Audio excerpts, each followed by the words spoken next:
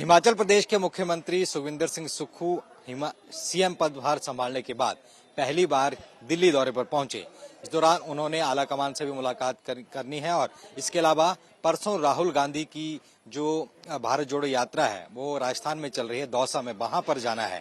और हिमाचल के सभी जो कांग्रेस के विधायक हैं 40 के 40 वो वहां पर जाएंगे, पद यात्रा में शामिल होंगे और इसके साथ साथ जो राजनीति को लेकर के मंथन है वो भी किया जाएगा। सुखविंदर सिंह सुक्खू से एमएच1 ने खास बातचीत में उन्होंने कहा कि वो आलाकमान से भी मुलाकात करेंगे और जो कैबिनेट की वर्थ है उनको बड़ी जल्दी लिस्ट आ जाएगी, क्योंकि अभी कैबिनेट का विस्तार होना है और अगले 2 से 3 दिन में कैबिनेट के विस्तार की लिस्ट आ सकती है। फिलहाल उनके पास जो विभाग आए हैं वो बाय डिफॉल्ट आए हैं और उसके बाद अभी विचार उन सब चीजों पर किया जाएगा। इसके अलावा और भी कई कांग्रेस के जो है एमएलए दिल्ली पहुंच चुके हैं, डिप्टी सीएम मुकेश अग्निहोत्री पहुंच चुके हैं और अन्य कांग्रेस एमएलए भी पहुंच चुके हैं। कईयों का आना लगातार जारी है। कल एक राजीव शुक्ला जो प्रभारी हैं उनके घर पर एक डिनर दिया जाएगा जिसमें डिप्लोमेसी होगी, सभी कैबिनेट को लेकर के और आने वाले जो वायदे किस तरह से पूरे करने उसको लेकर के चर्चा की जाएगी। तो फिलहाल अब कांग्रेस आगे जुट गई है, सुखविंदर सिंह सुक्खू एक्शन में है और ओपीएस से लेकर सारे वायदे कैसे पूरे करने हैं उसको लेकर के चर्चा चल रही है। अब देखना ये होगा कि सारे वादे कब पूरे होते हैं और अब क्या कांग्रेस पार्टी कब तक लिस्ट अपनी कैबिनेट के मंत्रियों की जारी करती है। दिल्ली से कैमरामैन आदित्य के साथ नितिन धीमान, एमएच1 न्यूज।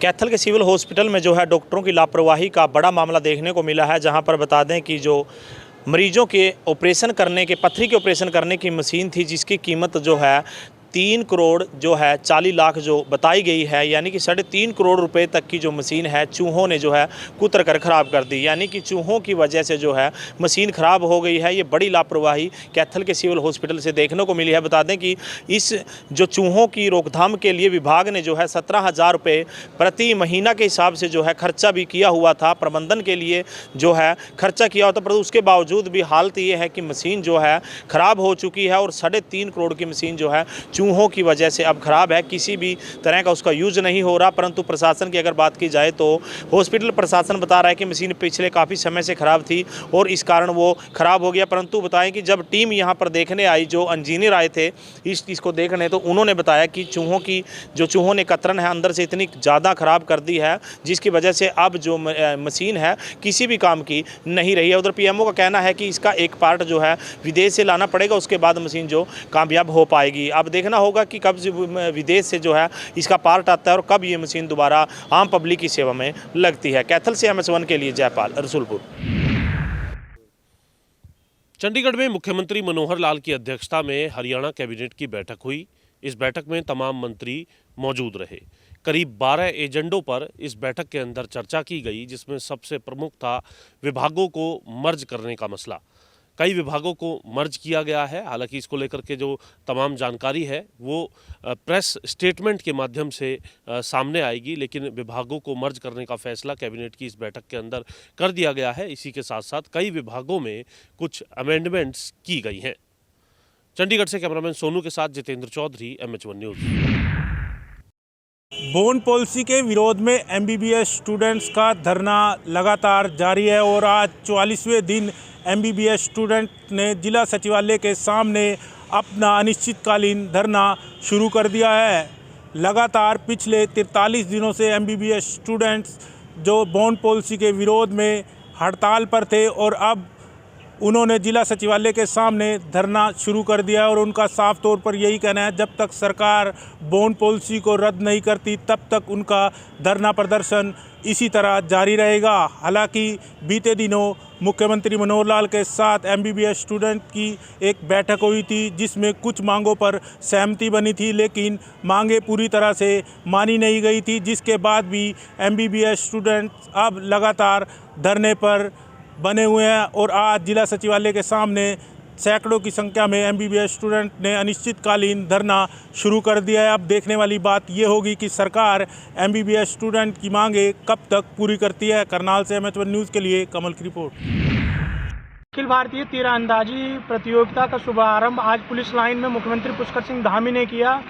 इस प्रतियोगिता में 26 राज्यों से आए हुए पुलिस के विभाग के जवान अपने तीरंदाजी का प्रदर्शन करेंगे। इसके साथ ही जो यह प्रतियोगिता रखी गई है यह 4 दिन तक चलेगी। तमाम सारे कार्यक्रमों का आयोजन किया गया है। इसके साथ ही मुख्यमंत्री पुष्कर सिंह धामी ने साफ तौर पर ये कहा है कि जो भी खिलाड़ी उत्तराखंड के खिलाड़ी हैं वह अपनी प्रतिभा से देश में ही नहीं बल्कि विदेशों में भी नाम कमा रहे हैं और कहीं ना कहीं इस प्रतियोगिता के माध्यम से भी जो उत्तराखंड है वह अपना परचम फिर से लहराएगा और साथ ही जो खिलाड़ी हैं उन्हें प्रदेश से ही नहीं बल्कि देश में भी खेलने का मौका मिलेगा। Naveen Shukla, MS prime news, Dehradun.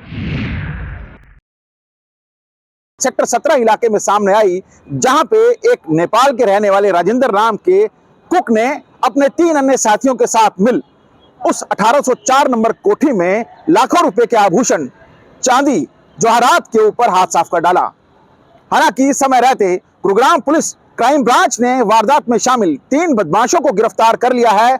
उनके कब्जा से लाखों रुपए के जेवरात भी बरामद कर लिए हैं, लेकिन 2 आरोपी अभी भी गुरुग्राम पुलिस की गिरफ्त से बाहर चल रहे हैं। शुरुआती तफ्तीश में यह भी सामने आया कि किस कदर जो वहां पर रहने वाले उद्योगपति थे उन्होंने राजेंद्र नाम के उस कुक को जब अपने घर पे रखा था तो उसकी पुलिस वेरिफिकेशन नहीं कराई थी और इसी के चलते इस राजेंद्र नाम के युवक ने न केवल लाखों रुपए की चोरी पर हाथ साफ किया बल्कि योजनाबद्ध तरीके से जब उसके मालिक वैष्णो देवी की यात्रा पर गए हुए थे तब उसने योजनाबद्ध तरीके से लाखों रुपए की चोरी को अंजाम दे डाला। कैमरामैन जितेंद्र शर्मा के साथ नीरज वशिष्ठ, गुरुग्राम, MH1 न्यूज़।